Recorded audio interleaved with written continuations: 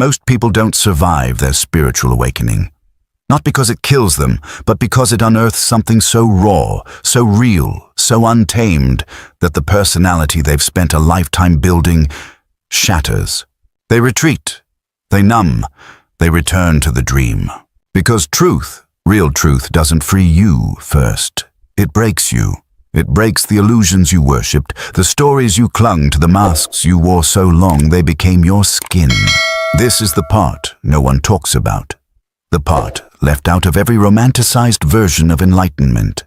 The screaming silence, the psychic death, the soul quake that leaves you trembling in a world that no longer makes sense. You are told that awakening is light, but that's only half the truth. The other half lives in shadow. And the moment you see through the veil, the world begins to dissolve. Not physically, but existentially. The meaning you assign to everything collapses. Who you thought you were collapses.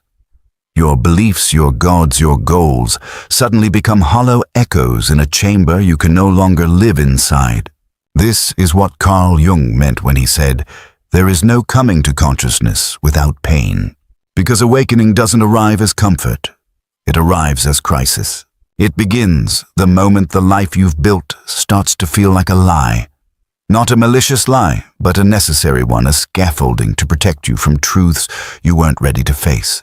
But now, you're ready. Or at least something inside you is.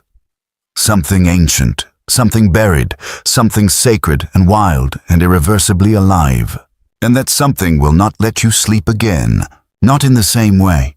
The dreams you once chased now feel foreign. The people you once resonated with feel distant. The pleasures you once craved now leave you empty, and you're left with silence. A silence so loud it drowns out the voice you once called me.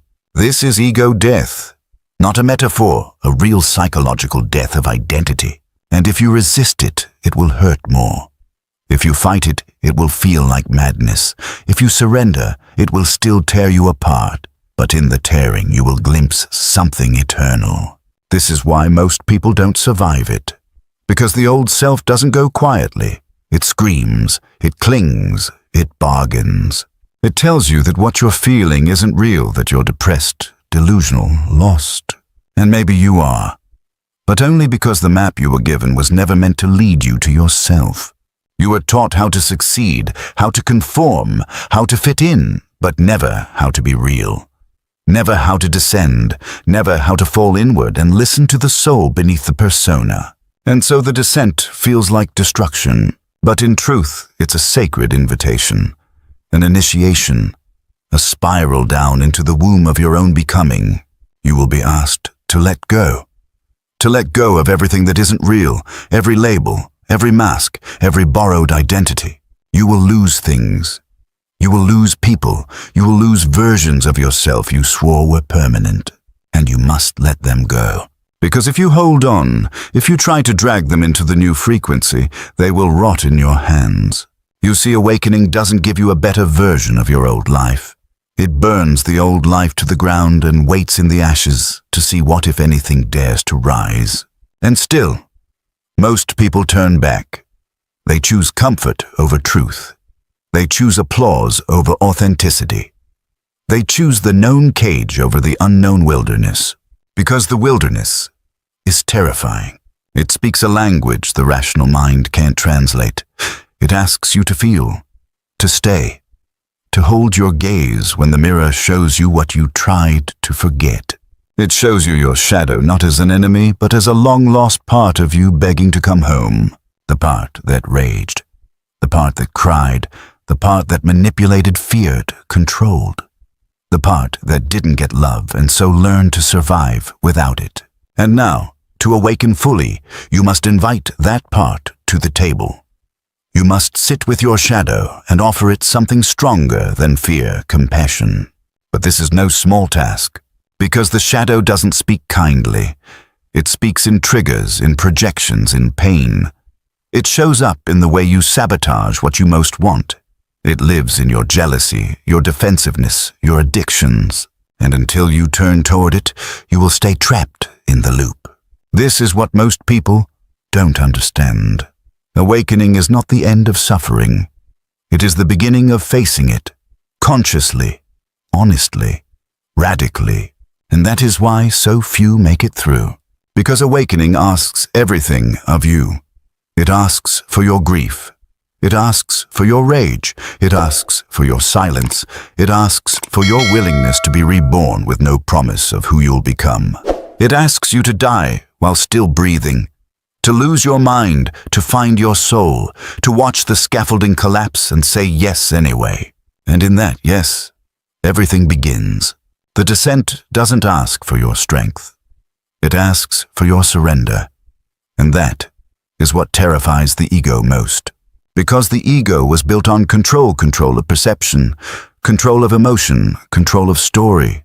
It was crafted to survive in a world that punishes vulnerability. But the soul doesn't care about survival. The soul came here to become, and becoming requires unmaking. You must unmake the armor, unmake the stories, unmake the scaffolding that told you who to be. Only then can something true emerge, not built from fear, but from essence.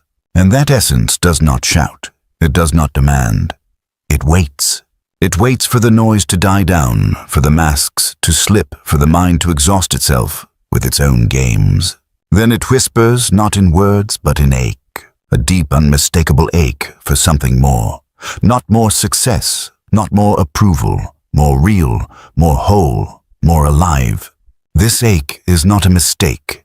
It is not depression.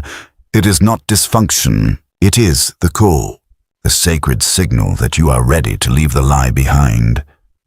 But here's the truth: most people hear the call and pretend it's nothing. They silence it with achievement. They drown it with distraction. They medicate it with routine. Because to answer the call means losing the world you built on sand. And no one warns you how lonely that is. The first stage of awakening isn't beauty, it's exile. Exile from the familiar. Exile from the socially acceptable self. Exile from the matrix of validation you didn't even know you lived inside. And in that exile, you will want to go back. You will crave the numbness, the predictability, the comfort of pretending. But something in you won't let you, not anymore. Because once you've glimpsed truth, you can't unknow it. Once you've felt the weight of your own soul, you can't return to the surface. And so you wander, through nights without sleep, through mornings filled with tears you can't explain, through relationships that begin to feel hollow even when no one did anything wrong. This is the space between selves, the cocoon, the void, the liminal zone where everything old has died and nothing new has yet taken root. It is terrifying, it is sacred, and it is where the soul does its deepest work. Here the shadow comes closer. No longer content to be denied, it shows itself in every trigger, every reaction, every unhealed wound rising to the surface like a scream from the deep. And you want to run. Of course you do. You were taught to run from pain, to fix it, to spiritualize it, to override it with affirmations and positive thoughts. But awakening is not a bypass. It is a confrontation. It is an unflinching look into the mirror of your own fragmentation. You are not asked to escape the pain. You are asked to meet it, to sit with it, to feel it, to let it teach you what comfort never could. And slowly you begin to see the pain was never the enemy. It was the doorway, the crack in the shell, the fault line where the light could enter. You begin to see that the anger, the sadness, the fear, they were never broken pieces. They were buried messengers, each carrying a fragment of your truth. And as you listen, you soften. You begin to feel something you haven't felt in years, maybe ever. Compassion, not just for others, for yourself, for the child in you who was never held, for the teenager who built armor just to survive, for the adult who confused productivity for purpose. You see it now, all of it, with tenderness, with awe, with the kind of grace that can only rise from the ashes of self-abandonment. And in that grace, something shifts. You stop needing to perform. You stop needing to be perfect. You stop needing to be healed. You begin to realize that awakening wasn't about becoming better. It was about becoming honest. Honest about the mess, honest about the beauty, honest about the paradox of being human divine and terrified eternal and breaking limitless and wounded. And somehow, that honesty becomes the ground you stand on. Not confidence, not certainty, but truth. You no longer need to convince anyone of who you are. You no longer need to belong in places that shrink your light. You no longer need to sacrifice your truth to feel safe. Because now you understand you are the safety. Not because you have it all figured out, but because you've stopped abandoning yourself in the places that hurt the most. You've stopped running, and that is everything. That is what most people never reach. Not because they're weak, but because they were never shown how to stay. To stay in discomfort, to stay in the unknown, to stay with the soul long enough for it to speak. But you are staying, and because you're staying, you will become something real. Not polished, not perfect, but rooted, aligned, unshakably alive. And that is the beginning of becoming unbreakable. You begin to see how much of your life was built on borrowed dreams. Dreams you never chose, they were chosen for you. By culture, by fear, by generations who didn't know what wholeness looked like, only what survival demanded. And survival demands that you shrink. It demands that you wear a mask, that you trade your soul for approval, that you bury your needs, your truth, your hunger beneath a smile that doesn't reach your eyes. But you're not surviving anymore. You're awakening. And with that awakening comes a sacred rage, a deep, thunderous, holy anger at the lie, at the roles you played, at the ways you betrayed yourself just to be accepted. And that rage is not a regression. It's a resurrection. It's the part of you that remembers I was never meant to live asleep. You begin to speak differently, not louder, but clearer. You say no without guilt.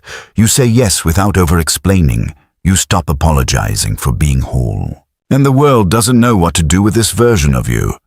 The world trained you to fit in, to behave, to blend. But now you're a frequency it can't predict. Now you're a truth it can't distort. Now you're a presence that reveals the unconscious in others simply by existing. This is the power of embodiment.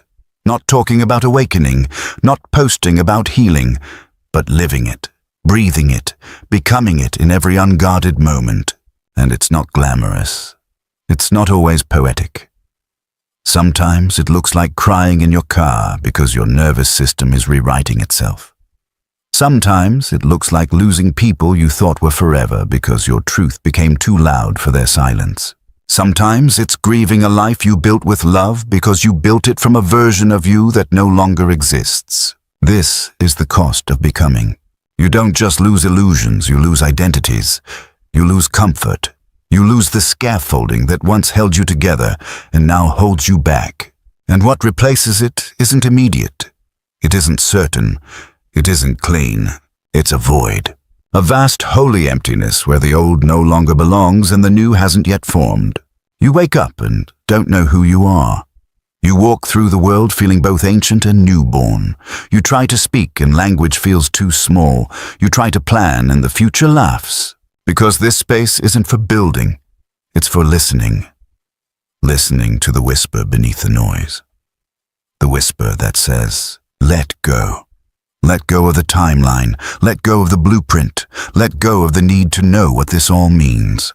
Let it shape you. Let it strip you. Let it show you what remains when nothing is left to protect. And what remains is real. Not your persona, not your performance, not the curated identity you kept polishing like armor. What remains is breath. Presence. The deep pulse of being alive without needing to prove it. And in that space, you meet yourself. Not the self you hope to be, but the one who was always waiting. The wild one, the wounded one, the one who remembers why you came here before the world taught you to forget. You don't need to chase your purpose anymore. You become it in how you move, in how you speak, in how you stay soft when life demands you harden. You stop reaching for meaning like a ladder. You begin to embody meaning as a way of walking. A way of loving, a way of not abandoning your soul when the world goes dark. This is the deeper phase of awakening. The phase no one prepares you for, not because it's hidden, but because it cannot be taught. It can only be lived. It's not a destination. It's not a mountaintop moment. It's a rhythm, a return, a remembering of the self behind the shadow, the self before the conditioning, the self beyond the story. And when you begin to live from that place, not just visit, but truly live, everything changes. Not instantly, not dramatically, but undeniably. Your life becomes quieter, but fuller. You stop explaining yourself to those who never truly listened. You stop outsourcing your intuition to experts and systems. You stop betraying your inner knowing just to be liked. And something unexpected happens. You stop striving for love. Because you realize you are it. You are what you were always looking for. Not in the mirror, not in their eyes, not in the future, but here, now, within. And you begin to trust that the life aligned with your truth will reveal itself in time. That what falls away was never yours. That what stays will meet you on this deeper frequency. You no longer rush your becoming. You no longer beg for clarity. You no longer fear the unknown. Because now, the unknown feels like home. There is a different kind of strength born from surviving the soul's collapse. It's not loud. It doesn't flex. It doesn't shine in the way the world teaches you to measure power. It is quiet. It is sovereign. It is the strength of someone who knows who they are without needing to be seen. Because once you've died to everything that isn't real, what remains is unshakable. Not because it can't break, but because it is broken and returned in deeper form. You don't walk through life anymore looking for proof that you matter. You walk as proof, not to the world, to your own soul, to the part of you that remembers what it cost to reclaim your voice, to walk alone, to burn the lie, in order to feel real again. This kind of strength isn't built overnight. It's forged in fire, in the tremble before the truth, in the nights you thought you wouldn't survive. And now there's no need to survive. Now there's only the truth. You live simpler now. Not because life is easier, but because you no longer waste energy trying to be what you're not. You no longer build relationships out of fear of being alone. You no longer sell your time for praise. You no longer dilute your depth for acceptance. You've met yourself too deeply to pretend again. And what once felt like a curse, the exile, the unraveling, the silence now feels like grace.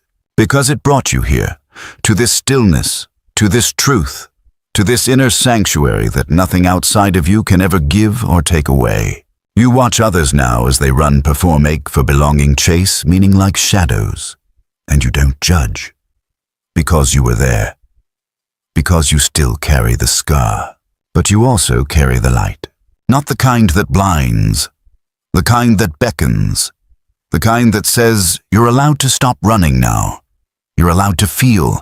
You're allowed to come home to yourself. And some will. They will see in you what they've been dying to remember in themselves. And some won't. And that's okay, because you no longer need to wake others up.